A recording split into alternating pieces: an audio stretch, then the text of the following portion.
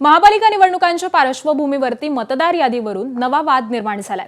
निवडणूक आयोगानं उमेदवारांना अंतिम मतदार यादीची प्रत देताना प्रति पृष्ठ 2 रुपये हे दर आकारण्याचे आदेश दिलेत। नागपूरमध्ये एका प्रभागातील मतदार यादी 2,500 ते 5,500 पानांची असल्यामुळे उमेदवारांना एका प्रभागासाठी 5 ते 10,000 रुपयांपर्यंत खर्च येणार असल्याचं सांगत काँग्रेसनं हा निर्णय भाजप आणि सत्ताधाऱ्यांना मदत करणारा असल्याचा आरोप केलाय।